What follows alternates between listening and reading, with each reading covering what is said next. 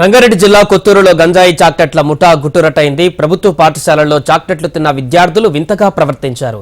తరగతి గదిలోని మత్తులోకి జారినటువంటి స్టూడెంట్స్ విచిత్రంగా మాట్లాడడంతో అనుమానం వచ్చిన ఉపాధ్యాయుడు పోలీసులకు ఫిర్యాదు చేశారు. రంగంలోకి దిగిన పోలీసులు స్కూల్కు సమీపంలోని పాన్ డబ్బాలలో తనిఖీలు నిర్వహించారు. మత్తుకు కారణమైన చాక్లెట్లను పోలీసులు స్వాధీనం చేసుకున్నారు. ముగ్గురు నిందితులను పోలీసులు అదుపులోకి తీసుకున్నారు. దీనిపైన మరింత సమాచారం మా క్రైమ్ బ్యూరో చీఫ్ ధనరాజ్ అందిస్తారు. శంషాబాద్ జోనల్ పరిధిలో ఉన్నటువంటి శివారు ప్రాంతంలో ఉన్నటువంటి కొత్తూరులో మత్తు గంజా చాక్లెట్లు అమ్ముతున్నటువంటి ముఠాను ముగ్గురిని కూడా అరెస్టు చేయడం జరిగింది.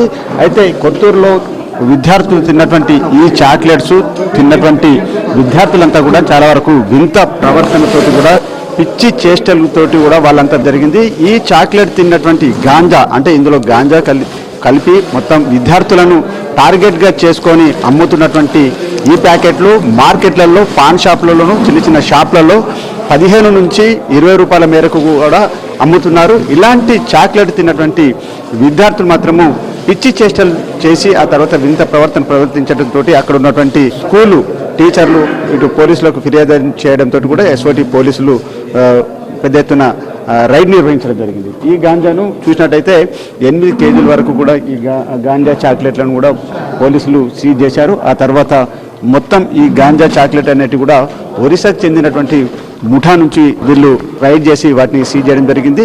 అయితే ఇది ఒరిస్సాకు చెందినటువంటి ప్రాంతంలో తయారు చేసి ఇక్కడ హైదరాబాద్ శంషాబాద్ వంటి ప్రాంతాలలో టార్గెట్ చేసుకొని కూడా ఈ చాక్లెట్లను అమ్ముతున్నారు. ఈ గ్యాంగ్ పైన స్పెషల్ ఆపరేషన్ టీం రైడ్ నిర్వహించి మొత్తానికి వారిని అరెస్టు చేయడంతో ఇలాంటి మరికొన్ని ముఠాలపైన కూడా ప్రధానంగా దృష్టి సారించనున్నారు. కెమెరా పర్సన్ శ్రీకాంత్ తోటి ధనరాజ్, శంషాబాద్ నుంచి.